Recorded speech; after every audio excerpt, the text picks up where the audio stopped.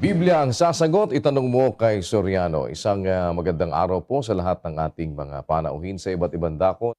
Muli po ay nagpapasalamat tayo sa Panginoon sa isa pang mabuting pagkakataon na kanyang ipinagkaloob sa atin upang makapagsagawa ng pag-aaral ng mga katwiran at ng mga aral ng Diyos na binabasa mula sa banal na kasulatan. At makakasama natin ang ilang mga remote points na manggagaling sa Dubai, Macau, sa Ho Chi Minh City, sa Vietnam, sa Compostela Valley Province, sa Oroquieta City, Misamis Occidental, Masbate City, Apalit, Pampanga, Paniki, Tarlac. At tayo po ay sabayang napapanood sa pamamagitan po ng ating mga satellite providers at satellite facilities na ating ginagamit sa iba't ibang lugar kung saan mayroon tayong mga satellite receivers sa Pilipinas at sa ibayong dagat. Ngayon po ay tayo pinagsisilbihan ng iba't ibang mga satellite providers na nagdadala sa atin sa iba't ibang dako ng daigdig.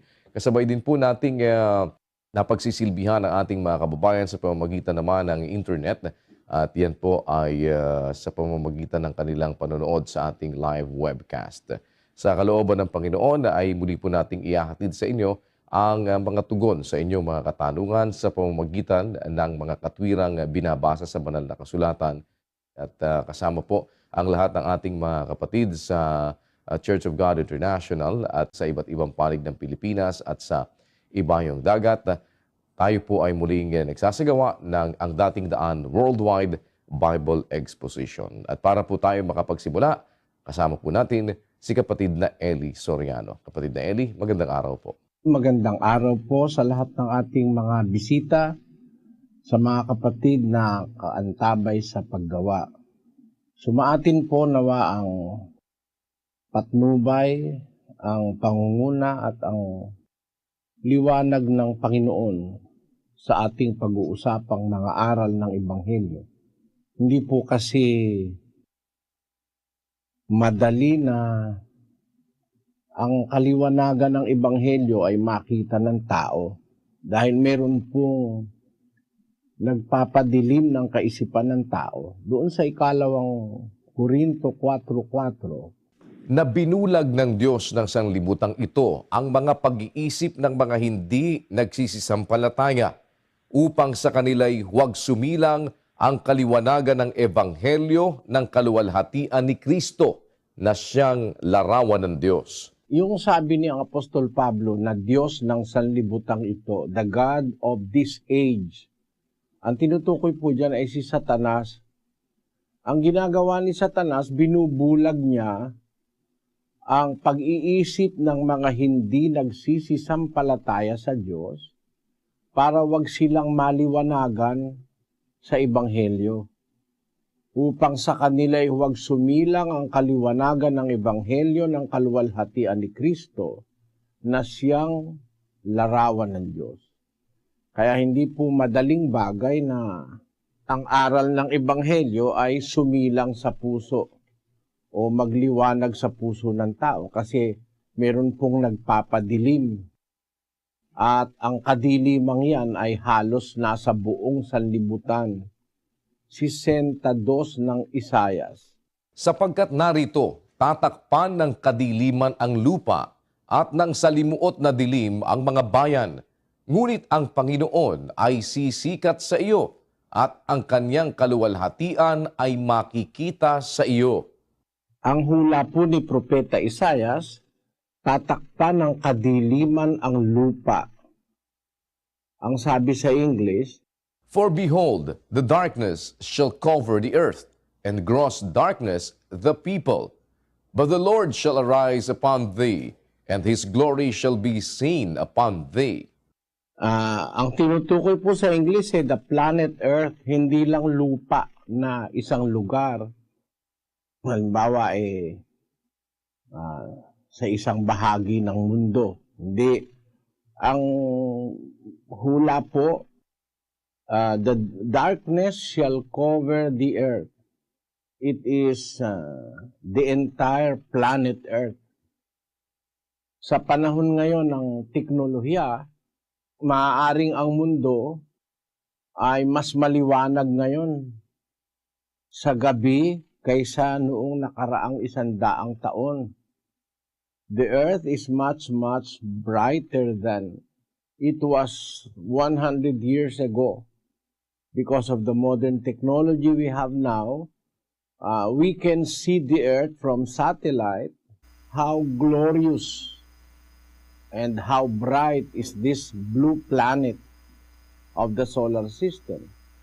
Pero sa kabila ng liwanag ngayon sa gabi sa mga malalaking syudad ng mundo, ang natutupad po sa espiritual na kahulugan ay yung kadiliman na bumabalot ngayon sa buong lupa. Ano po ba yung kadiliman na yon na inihahasik ng demonyo sa lupa? Ang inihahasik ni Satanas sa lupa ay kadiliman. Alin po ba yon? Doon po sa Roma, sa Kapitulo 13, meron pong ganitong pahayag ang Apostol Pablo. Ang gabi ay totoong malalim at ang araw ay malapit na. Iwaksi nga natin ang mga gawa ng kadiliman at ating isakbat ang mga sandata ng kaliwanagan. Sabi ni Apostol Pablo, ang gabi ay totoong malalim at ang araw ay malapit na. Iwaksi natin ang mga gawa ng kadiliman. Yung palang kadilimang tinutukoy, mga gawain na dapat nating iwaksi o iwasan, alisin sa ating mga sarili. Alin yung mga gawain ng kadiliman na yon na ipinawawaksi ni Pablo o na galing kay Satanas? Siya ang naglalagay nito sa buong lupa, itong mga gawa ng kadiliman. Sa 13:13. Magsilakad tayong mahinhin gaya ng sa araw, huwag sa katakawan at paglalasing, huwag sa kalibugan at sa kahalayan, huwag sa mga pagkakaalit at pagkakainggitan. Kundi bagkus, isakbat ninyo ang Panginoong Hesukristo at huwag ninyong paglaanan ang laman upang masunod ang mga kahalayan noon. Ang kahalayan ng laman na nasa mga tao ngayon, yun yung kadilimang nagpapadilim sa kaisipan ng tao. Sabi ng Apostol Pablo, kung ating babasahin po yan, saka natin itutuloy, sabi niya doon sa 13:12, ang gabi ay totoong malalim, ang araw ay malapit na. Iwaksi nga natin ang mga gawa ng kadiliman, ating isakbat ang sandata ng kaliwanagan. Magsilakad tayong mahinhin gaya ng sa araw. Huwag sa katakawan, sa paglalasing, sa kalibugan, sa kahalayan, huwag sa pagkakaalit at pagkakainggitan, kundi bagkus isakbat ninyong Panginoong Hesukristo, huwag ninyong paglaanan ang laman upang masunod ang mga kahalayan niyaon. Ayun yung mga kahalayan, yung pagnanasa ng laman, sari-saring lust na nasa tao. Paglalasing, katakawan, kalayawan, kahalayan, kalibugan, yan ngayon ang nasa buong mundo. Yung mga kahalayan, makikita mo sa telebisyon, sa mga periodiko, sa mga sari-saring medium ang lumalaganap ngayon, kahalayan. Kaya ngayon, mga bata pa ang tao. Bata pa lang, marunong na ng kahalayan, kalibugan, katakawan, paglalasing. Yan ang kadilimang nakabalot ngayon sa mundo, na siya pong gusto ng Diyos maalis sa ating mga pamumuhay. At ang solusyon sa kadilimang yan, yung liwanag na manggagaling sa Ebanghelyo ni Kristo, na siya pong tema o siyang layunin ng programang Ang Dating Daan, na ang tao po ay mabahagi na nung kaliwanagang nanggagaling sa katotohanan ng Diyos sa Biblia. Binabasa natin yung mga aral ng Diyos sa Biblia para magliwanag ang nadidimlang kaisipan ng mga tao sa mundo. Umpisa na tayo, kapatid na Daniel. Opo, kapatid na Eli, at nakaantabay na po ang Dubai Nandun si kapatid na Andy Perlada. Dubai, kami in place. Opo, kapatid na Daniel, salamat po sa Diyos. Kapatid na Eli, ang magtatanong po rito ay si Ginang Alma Pasamonte, isang Baptist. Maliligtas po ba yung taong, limbawa po, maghihingi po siya ng tawad pag malapit na po siyang mamatay, pero hindi na po siya nabautismuhan? Yun lang po. Alam mo kapatid, yun pagka malapit ka ng mamatay, saka ka lang hihingi ng tawad sa Diyos, pagsasamantala yun. Pagsasamantala sa kasamaan. Kasi dapat hindi sa pagmamamatay ka sa kakahihingi ng tawad sa Diyos. Habang may panahon pa, tinatawag tayo ng Diyos para maglingkod sa Kanya. Hindi yung pagmamamatay ka na lang. Meron kasi mga tao, alam nila na mayroong Diyos, mayroong totoo, mayroong dapat silang gawin. Hindi nila ginagawa, inuuna nila yung gumawa ng kasalanan, tapos pag mamamatay na, saka sila tatawag sa Diyos. Ang sagot ng Diyos, yung nasa Kawikaan 1:24, kapatid na Daniel. Sapagkat ako'y tumawag at kayo'y tumanggi, aking iniunat ang aking kamay at walang makinig, kundi inyong iniuwi sa wala ang buo kong payo at hindi ninyo inibig ang aking saway. Ako naman ay tatawa sa kaarawan ng inyong kasakunaan. Ako'y manunuya pagka ang inyong takot ay dumarating. Pagka ang iyong takot ay dumarating na parang bagyo at ang inyong kasakunaan ay dumarating na parang ipo-ipo. Pagka ang hirap at hapis ay dumating sa inyo. Kung magkagayoy, tatawag sila sa akin, ngunit hindi ako sasagot. Hahanapin nila akong masikap, ngunit hindi nila ako masusumpungan. Sapagkat kanilang ipinagtanim ang kaalaman at hindi pinili ang takot sa Panginoon. Ngayon, pagka hindi ka natatakot sa Diyos, nagsamantala kang gumawa ng masama, tinatawag ka ng Diyos, meron siyang aral na dapat mong sundin, ayaw kang sumunod. Sabi ng Diyos, tatawag sila sa akin, di na ako sasagot. Kasi nung tumatawag ang Diyos sa'yo, ayaw ka namang sumagot. Tumawag ako, kayo'y tumanggi.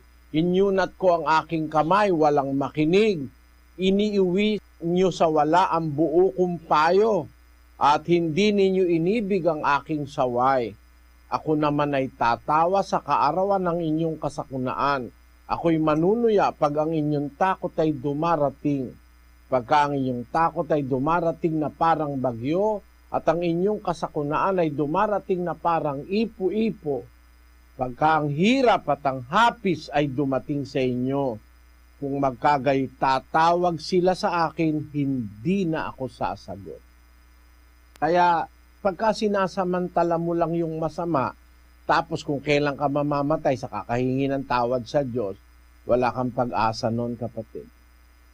Pero, kung halimbawa hindi mo nalaman yung aral, at wala kang alam hanggang dumating yung malapit ka ng mamatay, hindi mo alam yung aral, bahala na ang Diyos humatol sa'yo.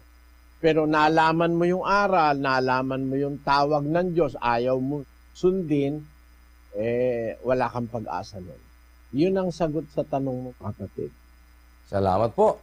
Punta tayo ng Oroquieta City, Misamis Occidental. Kapatid na Hil Salazar, go ahead please. Salamat po sa Diyos. Kasama po natin dito po sa Oroquieta City, si Ginoong Sanevier Patok.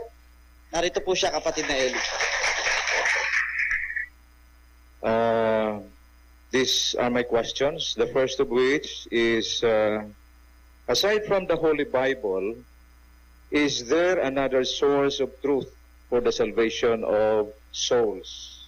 At ang pangalawa po, after Paul, the other apostles, including Peter, who were the leaders of the Church of God? Are these the popes of Rome? Salamat po. We thank you for coming, Mr. Patok.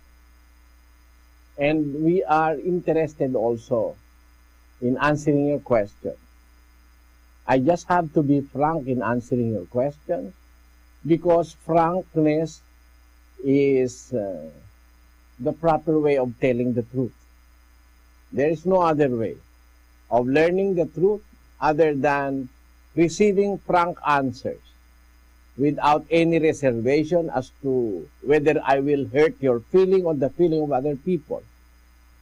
Sa tanong mo, is there another source of truth for the salvation of souls? The Bible is a book which came from God, that is proven by scientific proof, spiritual, moral, historical. The Bible is undoubtedly a book which came from the Creator. There are things in the Bible written which cannot be written by man, by his own understanding and knowledge. The wonder of the Bible is it's a book that can prove the authenticity of itself. The Bible may not speak audibly, but the pages of the Bible proves to us that the information in this book came from someone who knows what will happen in the future. And there is no human, I emphasize, there is no human which is able to tell what is going to happen in the future. And there is no other, or there are no other religious books that have prophecies as sharp, with surgical sharpness as the Bible have. Ganito yon, kapatid. Walang libro ng relihiyon na nagsasabi kung ano ba mangyayari 2,000, 3,000 years after. Bakit?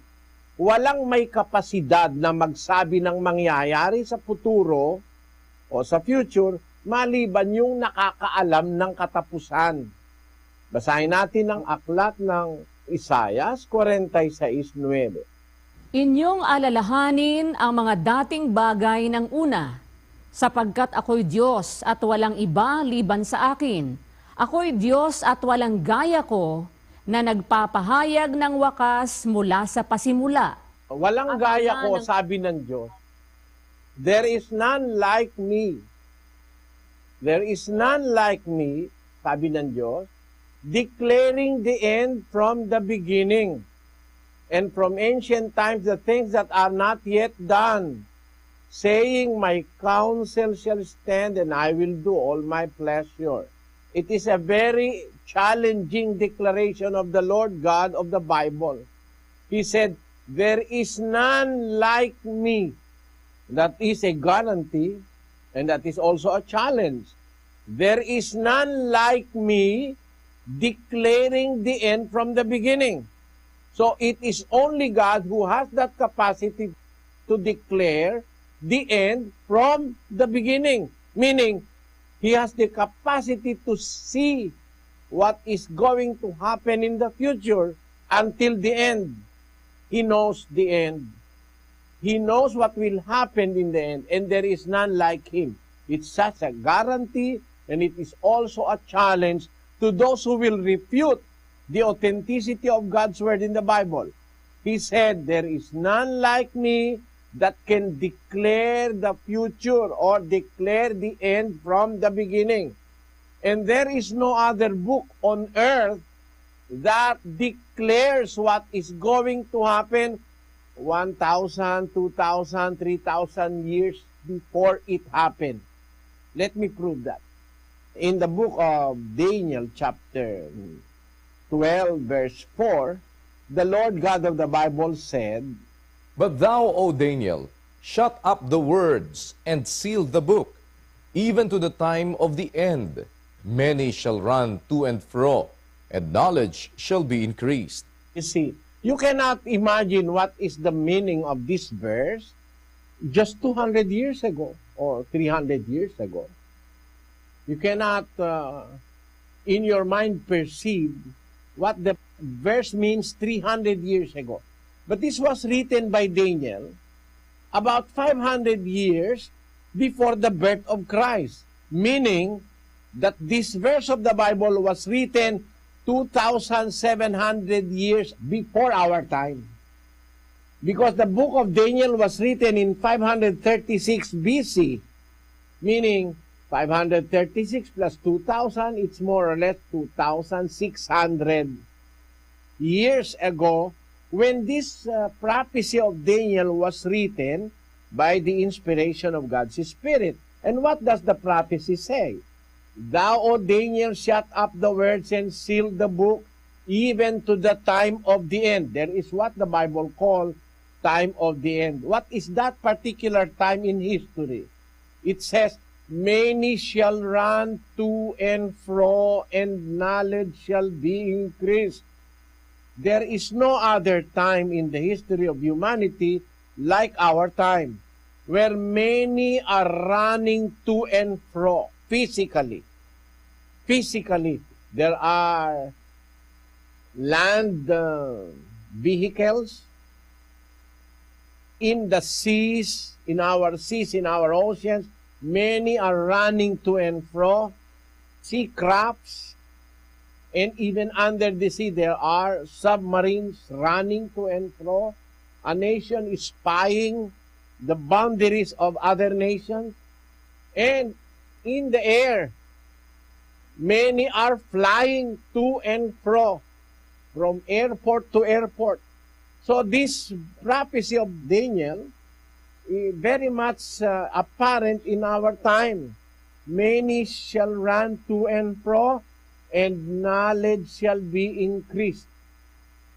There is no other book saying what will happen precisely in the future other than the Bible, because it is the book that was caused by God to be written through His holy prophets and apostles, and God guarantees one thing in the Bible that no other book can claim.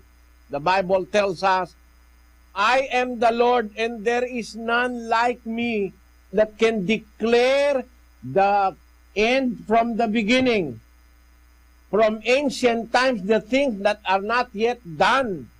You see, it's only the Bible that contains prophecy of future events. Very precisely, they are now being revealed in our times. The preciseness of all the prophecies of the Bible is something nobody can refute. For example, in the year about 30 or 34 AD, the Lord Jesus Christ speaks of a war. And He said that there will be war in Jerusalem, wherein the temple will be destroyed. There is no stone on top of another stone that will remain. Every stone will be turned, and that is the destruction of the temple in Jerusalem. The Lord Jesus Christ said that about the year 30 or 34 AD. It happened very precisely after the assumption of the Lord Jesus Christ in the year 70 AD. In the year 70 AD, the Roman army ransacked the city of Jerusalem, destroying even the temple, which is regarded by the Jews as the most sacred place of their worship. Nagkaroon ng digma sa Jerusalem anyo 70. Ito ay sinabi ng Kristo na tupad sa tamang panahon. At bago pa si Kristo, hinulaan na yan ng mga propeta na magkakaroon ng destruction sa Jerusalem. Basahin natin ang Daniel 9:2. Nang unang taon ng kanyang paghahari, akong si Daniel ay nakaunawa sa pamamagitan ng mga aklat ng bilang ng mga taon na sinalita ng Panginoon kay Jeremias na propeta dahil sa pagkaganap ng pagkasira ng Jerusalem, 70 taon. Exactly. Ang pagkasira ng Jerusalem, 70 taon. Nasira ba ang Jerusalem? Itong hula ni Propeta Daniel na ito, ay inulit ito ni Kristo na magkakaroon ng pagkasira sa Jerusalem na sinasabi si Propeta Jeremias, sabi ni Propeta Daniel, naunawa ko, mayroong mangyayaring pagkasira sa Jerusalem, 70 taon ang ganap, masisira ang Jerusalem. At naganap nga ito. sinira ng Roman army ang templo sa Jerusalem dahil nagkaroon ng gera. Yun ang sinasabi ni Kristo, makakarinig kayo ng digmaan, sabi niya sa mga alagad. Narinig ng mga alagad yon, digmaan na yon, kasi buhay pa ang mga apostol noong anyo 70. Eksakto nangyari. Wala namang ibang aklat sa mundo, kapatid, na nakakapagsalita ng what will happen in the future. At hindi lang mga hula, pati mga informasyon sa Biblia, napakatama, precisely tamang-tama. Halimbawa, nung sabihin ng Diyos kay Abraham, ang lahi mo dapat tutuliin ng lalaki. Sa 8 araw, lahat ng lalaki sa inyo tutuliin. Kaya nga si Kristo, nung ipanganak tinuli siya nung 8 araw Ang makakapagtaka, bakit ang sabi ng Diyos kay Abraham, tutuliin sa 8 araw. Pagkapanganak sa 8 araw, tutuliin. Nung una, hindi naiintindihan ng mga doktor ito Pero nitong nakaraang ilang taon, nakita ng mga doktor, tamang-tama yung salita sa Biblia. Gusto kong ipabasa ito, kapatid na Luz, sa iyo, yung finding tungkol sa vitamin K. Opo, ito po yan. In 1935, Professor H. Dam proposed the name vitamin K for the factor in foods that help prevent hemorrhaging in baby chicks. We now know vitamin K is responsible for the production by the liver of the element known as prothrombin. If vitamin K is deficient, there will be a prothrombin deficiency and hemorrhaging may occur. Oddly, it is only on the 5th through the 7th days of the newborn male's life that vitamin K produced by bacteria in the intestinal tract is present in adequate quantities. Vitamin K, coupled with prothrombin, causes blood coagulation, which is important in any surgical procedure. Holt and McIntosh, in their classic work, Holt Pediatrics, observed that a newborn infant has peculiar susceptibility to bleeding between the 2nd and 5th days of life. Hemorrhages at this time, though often inconsequential, are sometimes extensive. They may produce serious damage to internal organs, especially to the brain, and cause death from shock and exsanguination. Tignan mo itong eksaktong ito na impormasyon sa Biblia. Bakit ang utos ng Diyos kay Abraham ay tutuliin ang kanyang mga anak na lalaki sa 8 araw? May natukla-tuklasan ng mga doktor. Ang tao pala, lalo na yung lalaki, wala siyang adequate amount of prothrombin with vitamin K na nagkokos ng tinatawag na blood coagulation, yung pagbubuo ng dugo. Pag wala yung pagbubuo ng dugo, yung coagulation, pag nasugatan ka, dudugo ng dudugo yun hanggang mamatay ka pag wala kang vitamin K at saka yung prothrombin. Na natuklasan ng mga siyentipiko at mga doktor ng medicine na ang tao pala nagkakaroon lang ng prothrombin at saka ng vitamin K pagka mula sa 2 hanggang sa 7 araw mula sa pagkapanganak. Kasi doon pa lang gumagana yung kanyang digestive system. It is interesting to note that the digestive system through the liver produces vitamin K. Without sufficient amount of vitamin K, you cannot produce prothrombin. Prothrombin is a very important factor and vitamin K for the blood coagulation, as they call it in medicine. Kung ang bata ay tutuliin mo nang wala pa yung hindi pa nakakalagpas sa 7 araw mula sa pagkapanganak, wala pa siyang adequate amount of vitamin K and prothrombin in the system. Maaaring magkaroon siya ng hemorrhaging dahil walang blood coagulants present in the system. Ang nakakapagtakat, nakakapamangha-mangha, libo-libong taon, wala pang alam ang tao sa medisina, sinabi ng Diyos kay Abraham, sa 8 araw, tutuliin niyo yung inyong mga anak na lalaki. Sabi ng Diyos kay Abraham, ito ang aking tipan sa inyo. Nagpapakita lang na even scientifically speaking, the Bible is very exact. Bakit? Kaya pala ikawalong araw kasi pagka ikapitong araw pa lang makukumpleto yung presence ng prothrombin at saka ng vitamin K in the system of a male baby boy. Kaya eksakto ang Biblia scientifically. And there are other proofs of the exactness of the Bible scientifically. Pati ang history and archaeology proves that things that are written in the Bible are not make-believe things. They are not inventions. They are actual facts in history and in knowledge, proving that the Bible is a book which came from somebody who knows everything on this earth. Somebody that knows what will happen in the future, just like the prophecy in Daniel, when the time of the end was spoken by the Lord, there will be many shall run to and fro, and knowledge shall be increased. Who can imagine what the computer may do 200 years ago? This verse have been read by most presidents of the United States of America.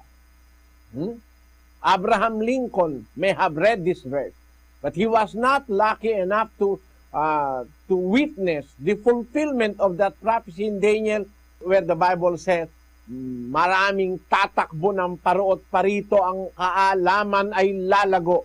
200 taon na nakakaraan, di naman mo maiintindihan pa itong masyado Pero ngayon maintindihan mo, gaano ba kalago ang kaalaman ngayon? Lumating yung computer, dumating na rin yung robot. Yung robot nagwe-welding na. Yung robot nag-o-opera na. Ganon kalaki ang kaalaman ngayon na hindi mo maiintindihan ganap 200 years ago. Ngayon lang naman nagaganap yan sa panahon ng kawakasan. That shows how precise the Bible is and how precise the Word of God is. Kaya, ang lahat ng impormasyon na sa Biblia, pinapatutuhanang galing sa Diyos ng istorya, ng siyensya, ng ating common sense, ng ating understanding, napapatunayang totoo ang Biblia at walang ibang aklat na ganito. Kaya to your question, is the Bible the only source of truth for the salvation of souls? My answer is very, very big yes. It's the only source of truth for salvation. I have read much of religious books that are available at my reach. The Vedas of the Hindus, the book of the Baha'i faith, allegedly dictated by God to Baha'u'llah and Shoghi Effendi. I have read those books.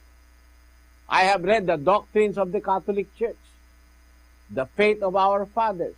I have read practically all bases of religious belief. And I have found the Bible to be the only book speaking of the absolute truth. Mahirap lang sabihin sa'yo lahat-lahat, kapatid. Bawa, nabasa ko yung sinulat ni Shoghi Effendi, yung relihiyong galing sa Iran. Bagay, yung Iran malapit sa pinanggalingan ng Kristyanismo. Yung Baha'i faith sabi, lahat kanang nilikha ng Diyos, dalawa-dalawa. Meron laging katumbas. Parang ibon, merong pakpak na kaliwa, may pakpak na kanan. yun ang sabi raw. Galing daw sa Diyos yun. Sabi ko, mali. Bakit? Hindi totoo na lahat ng nilikha ng Diyos, dalawa-dalawa. May babae raw, may lalaki. Bakit? Merong mga nilikha ng Diyos, walang lalaki, walang babae. Those creatures that produce through asexual reproduction. Wala namang babae at lalaki pagka kailangan sa asexual reproduction. Meron kasing mga creatures na walang lalaki, walang babae. Dito pa lang malina si Baha'u'llah, yung Baha'i faith. Doon pa lang, very simple, a little knowledge of science will disprove the faith of the Baha'i faith. Let us read the Baha'i faith. Sister Luz. The world of humanity has two wings. One is woman and the other man. Not until both wings are equally developed can the bird fly. Should one wing remain weak, flight is impossible. Not until the world of woman becomes equal to the world of man in the acquisition of virtues and perfections can success and prosperity be attained as they ought to be. By Abdul Baha. Ayan. Iyan sa pahayag ng mga Baha'i faith na ang kailangan daw magkaroon ng equal world, equal to the world of man and woman, unless it becomes equal to the world of man in the acquisition of virtues and perfection, can success and prosperity be attained as they ought to be. Hindi raw ma-attain ang prosperity and perfection kung hindi magkakapantay-pantay ang lalaki at babae. Eh kahit saan mo daanin, kahit sa siyensya, hindi naman pantay ang lalaki at babae. The woman is a weaker vessel according to the Bible. Let us read in the book of 1 Peter chapter 3 verse 7. Likewise, ye husbands, dwell with them according to knowledge, giving honor unto the wife, as unto the weaker vessel, and as being heirs together of the grace of life, that your prayers be not hindered. The Bible tells us that the woman is a weaker vessel. Put it spiritually, it is right. Put it scientifically, it is right. The woman is a weaker vessel. Scientifically speaking, the woman is a weaker vessel. You study the constitution of the body of a woman and the system of a woman, scientifically it is true that the woman is a weaker vessel. Spiritually, it is true. Kaya kung pag-uusapan natin ay ang Biblia, kapatid, ay totoo ba sinasabi? Totoo ito. Totoo ito. Walang ibang aklat na maiaagapay ka sa Biblia. Itong mga ministro ng Mormons, ang Book of Mormon daw mas mahusay pa sa Biblia. Pakinggan mo, ha? Opo, ayan. Ito ang sabi ng kanilang apostol daw, si Ezra Taft Benson. Ezra Taft Benson agreed, adding in a 1978 address, there will be more people saved in the kingdom of God 10,000 times over because of the Book of Mormon than there will be because of the Bible. Assuming that he is trying to imply that the Book of Mormon is better than the Bible. You see that, brother? But is it true that the Book of Mormon is better than the Bible, that it can save more people, 10,000 more than it is because of the Bible? That is a complete lie. It is a lie greater than the biggest temple of the Mormon church.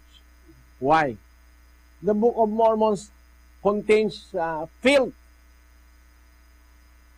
garbage.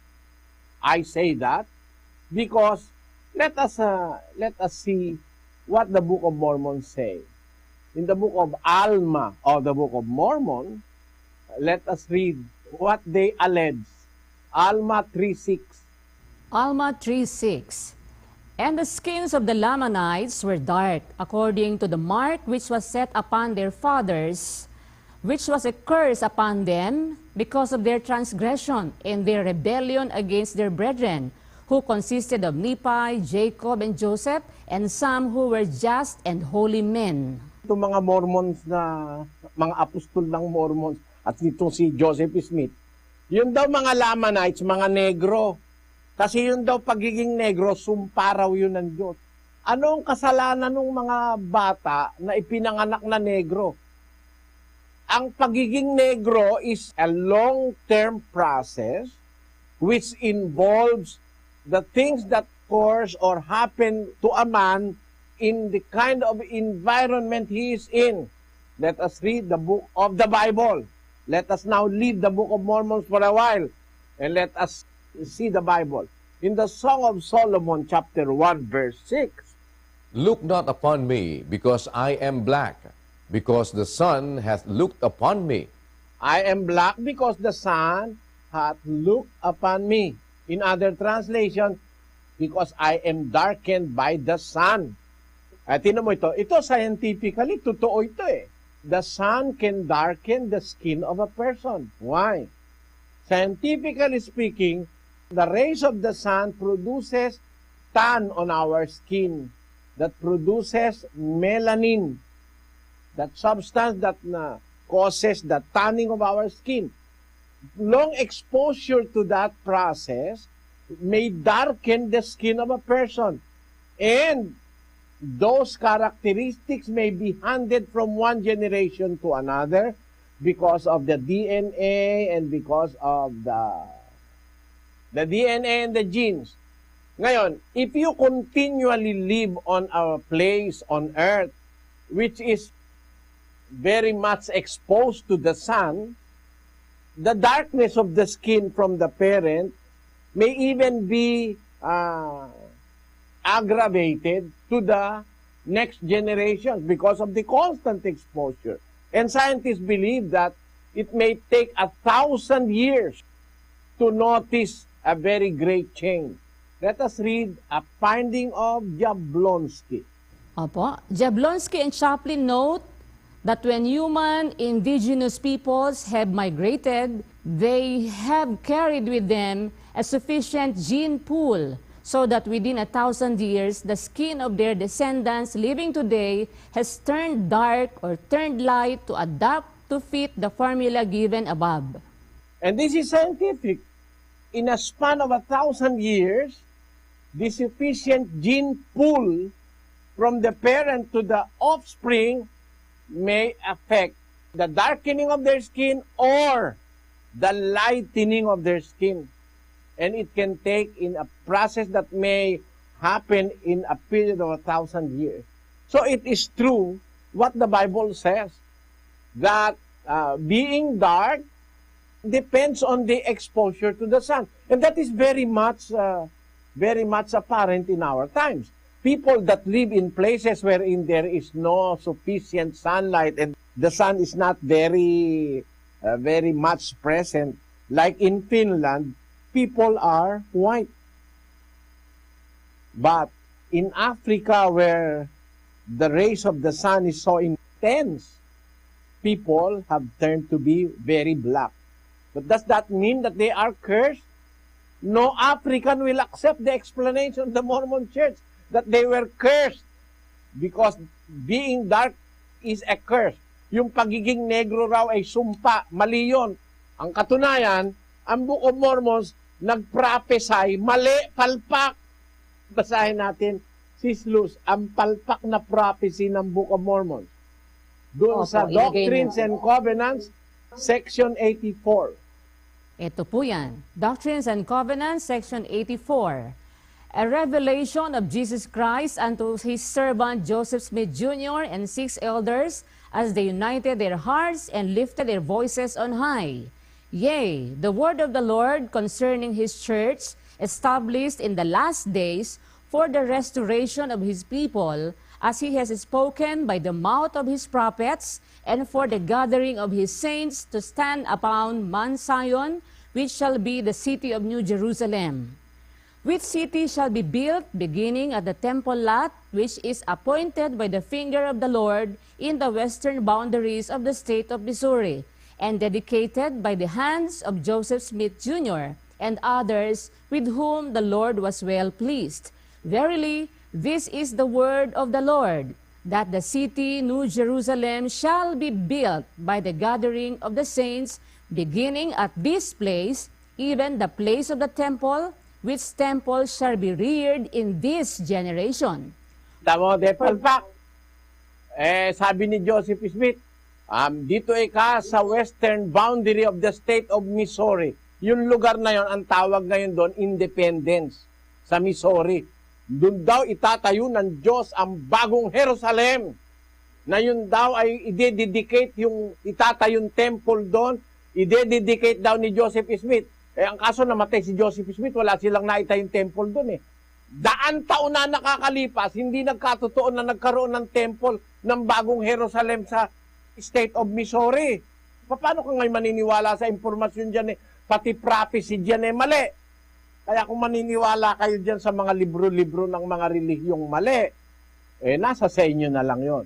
Pero ako naninindigan, kahit kanino patutunayan ko ang exactness, ang preciseness ng Word of God in the Bible, scientifically, historically, proves to us that the Bible is the only book available on earth that can provide humanity with the fullness of the truth for salvation. Amen. That is my answer to your question. Puntahan po agad natin ang makarami pa po tayo sa Macau, si kapatid na Ramis Naral. Macau, go ahead please. Salamat po sa Diyos, kapatid na Daniel. Magandang araw po, kapatid na Eli. At sa pagkakataon po ito, ang magtatanong po, kapatid na Eli, mula dito po sa Macau ay si Sister Jessica Cernal, isa pong Katoliko. Gusto ko lang po sanang i-open sa inyo ang katanungan sa sarili ko na hanggang ngayon di ko pa rin nasasagot. May ka-live-in partner po ako. For long years na kaming nagsama. We're both single mother and a single father. Nararamdaman ko kasi na parang wala akong assurance sa kanya. At tinitake for granted lang ang relasyon namin. Hindi ko alam kung talagang kami. Sana po mapayuhan mo ako at talaga isa pang tanong na masama po ba yung nagsasama na hindi kasal? Alam mo, kapatid na Jessica, yung kasal naman alam mo, kung sabihin ko sa'yo, kung mas mabuti pa nga yung kasal sa gobyerno kaysa sa kasal sa relihiyon Kasal ng pastor, may handog. Pinagkakakwartahan nila yung kasal na yan Pero kung pag-uusapan natin Biblia, ang mahalaga hindi naman yung dokumento o yung akto ng kasal Ang mahalaga yung sincerity ng bawat isa in going together or in living together as husband and wife. Basahin natin ang Galacia Kapitulo 3, versikulo 15. Mga kapatid, nagsasalita ako ayon sa kaugalian ng mga tao. Bagamat ang pakikipagtipan ay gawa lamang ng tao, gayon may pagka-pinagtibay, sino man ay hindi makapagpapawalang kabuluhan o makapagdaragdag man. Ayan, maliwanag yung salita dyan, kapatid. Bagaman ang tipan, tao lang ang gumawa, kahit na ang tipan ay between two persons, two humans. Pero pagka napagtibay na yon, ratified, what is the ratification? Kung pumayag ka, kung pumayag siya, nagkaroon kayo ng mutual understanding between you both. Yung inyong pinag-usapan magsasama kayo bilang mag-asawa, kinikilala na ng Diyos yun Kahit hindi ka pa ikasal ng seremonya ng kasal ng pari Bakit? Si Maria at si Jose, wala namang kasal Kinasal ba si Maria at si Jose? Wala kang mababasa sa Biblia, kinasal sila. Pakinggan mo sa 1:18 ng Mateo. Ang pagkapanganak nga kay Hesu Kristo ay ganito, nang si Maria na kanyang ina ay mag-aasawa kay Jose. Bago sila magsama, ay nasumpungang siya'y nagdadalang tao sa pamamagitan ng Espiritu Santo. At si Jose na kanyang asawa, palibhasa ay lalaking matuwid at ayaw na ihayag sa madla ang kanyang kapurihan, ay nagpasyang hiwalayan siya ng lihim. Datapwat samantalang pinag-iisip niya ito. Narito, ang isang anghel ng Panginoon ay napakita sa kanya sa panaginip na nagsasabi, Jose, anak ni David, huwag kang mangamba sa pagtanggap kay Maria na iyong asawa, sapagkat ang kanyang dinadalang tao ay sa Espiritu Santo. Kita mo, kapatid, ang sabi dun sa 18, nang si Maria ay mag-aasawa kay Jose. Ibig sabihin, they are steady. Magnobyo sila ni Jose. Mag-aasawa pa lang siya. Pero bago pa sila magsama, bago pa sila formal na mga kasal, kung may formal mang kasal noon, nagdalang tao na si Maria dahil kakasangkapanin siya ng Diyos para iluwal si Kristo. Ang pasya ni Jose, hihiwalay siya kay Maria dahil ang hinala ni Jose, nakaliwa siya ni Maria Pero ang sabi sa kanya ng anghel, huwag kang mangamba sa pagtanggap kay Maria na iyong asawa. Asawa na ang tawag Magka-engage pa lang sila, asawa na ang tawag, kinikilala na ng Diyos. Dahil meron silang mutual understanding ni Maria. Huwag kang mangangamba sa pagtanggap kay Maria na iyong asawa sapagkat ang kanyang dinadalang tao ay sa Espiritu Santo. Ibig sabihin, ano kapatid? Without the formal marriage ceremony, Joseph and Mary is acknowledged by God as a couple. Asawa na ni Jose si Maria. Kaya nga sabi niya, huwag mong iiwan yan. Ang kanyang dinadalang tao, hindi gawa ng kahit sino yan. Yan ay lalang ng Espiritu Santo. Pinakikita ko lang sa iyo, no, ang mahalaga kasi sa magsasamang lalaki at babae, yung pact between them. Hindi yung kasulatan. Kahit pirmahan mo lahat ng dokumento sa pare, pagkatapos ng 3 buwan, magsasabunutan kayo. Walang kwenta yun. Di ba? Ang ibig kong sabihin, kapatid, ganito. Ikaw ang makakaalam nung kalagayan mo. Kasi sabi mo, single father yung kapartner mo. Ngayon, single mother ka naman. Meron na kayong both past history of having been with another man and another woman. Ngayon, parang taken for granted ka. Siguro, hindi ka masyadong mahal ng lalaki. Kasi kung mahal ka niya talaga, whatever your condition may be, meron akong alam, 3 nga yung anak, pinakasalan nung lalaki. Binata pa yung lalaki, no? Sa yung case, siya rin meron na ring past, dapat maging siya, concerned at saka maging caring siya. Sa aking analysis, sabi mo na take for granted ka, siguro hindi talaga kayo dapat sa isa't isa. Kung halimbawa, ikaw ay mag-aasawa, siguro mas maganda kung mag-aasawa ka, kapatid, humanap ka na nung talagang mahal ka.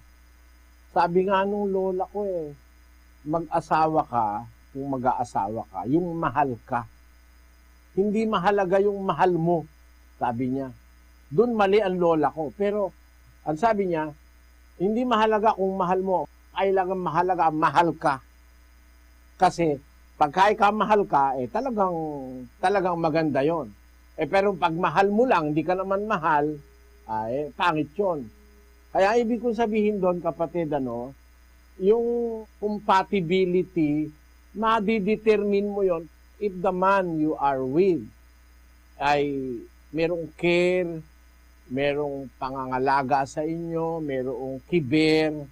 Kasi sa Biblia, ganito sa 5:8 ng unang Timoteo, ganito nakasulat.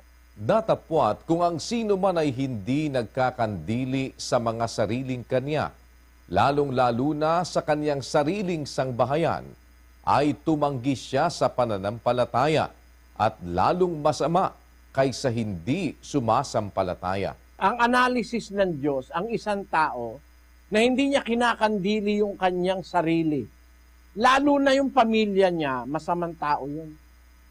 Kaya yung mga irresponsabling ama, irresponsabling ina, considered ng Biblia yun masamang tao. Pag hindi nagpapahalaga at nagkakandili sa kanyang sariling sambahayan.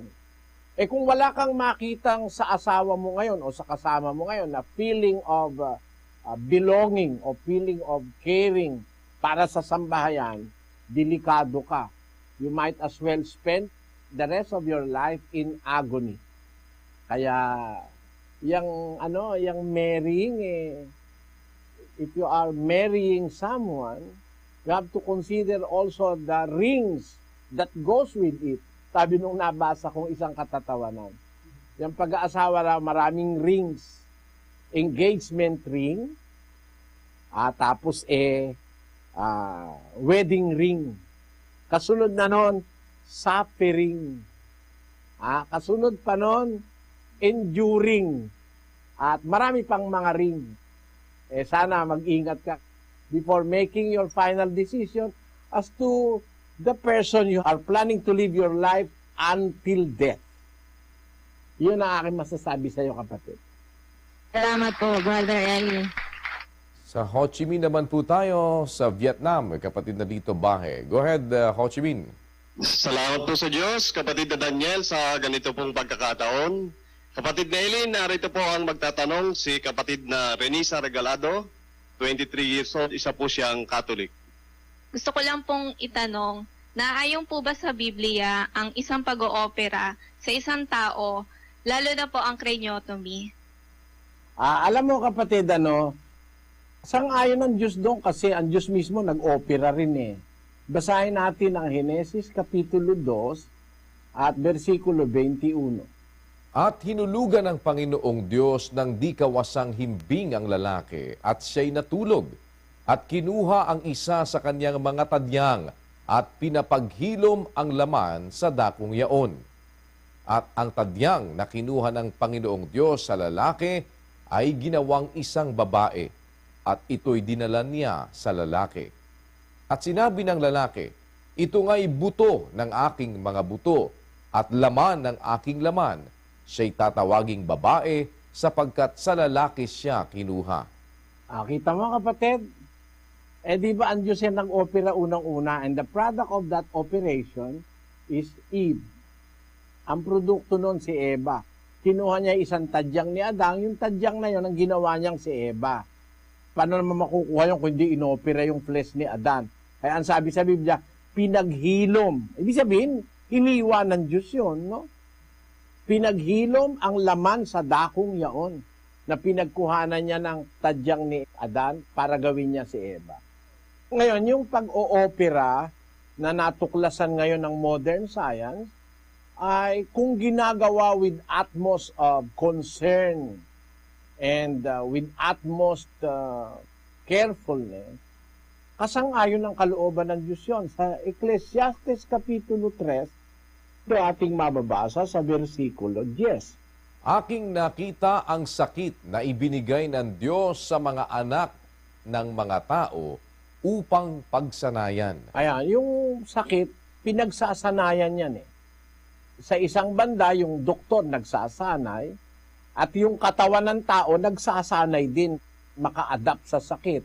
Kaya sa ating katawan, pagka nagkasakit ka, halimbawa, nagkaroon ka ng beke, dalawang side, kanan at kaliwa, may beki ka, napapagsanayan ng katawan na ngayon, magpuproduce yan ng mga antibodies para pagdating ng pangalawang pagkakataong sasalakayin ka nung virus nung beke, ay meron ka ng depensa, na-immune ka na.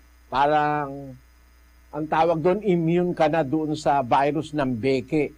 Yun din ang prinsipyo nung tinatawag nating immunization eh, yung bakuna. Binalagyan ka na nung virus para mag-produce na yung katawan mo ng antibodies para pagdating nung malakas na virus o bacteria ay meron ka ng panlaban. Yan ang mga tinatawag sa medisina na similia similibus curantur. Yan eh, termino ng mga doktor yan eh, saka ng mga siyentipiko eh.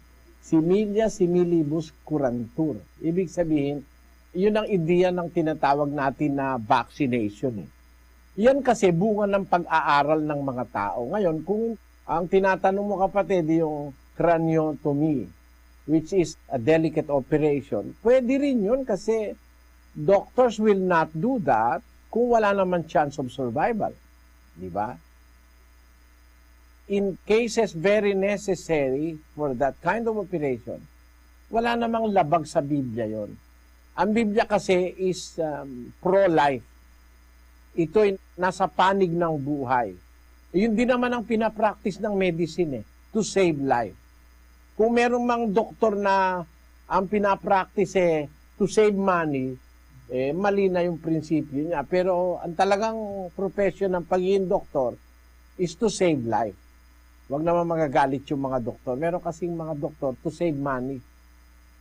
Kaya kahit mapirwisyo pasyente niya, basta kumita lang siya, okay lang sa kanya. Pero in cases like what you are asking now, wala akong makita sa Bibliang yun ay mali. Tignan natin, Sis ang kahulugan ng craniotomy. A craniotomy is a surgical operation in which a bone flap is temporarily removed from the skull to access the brain.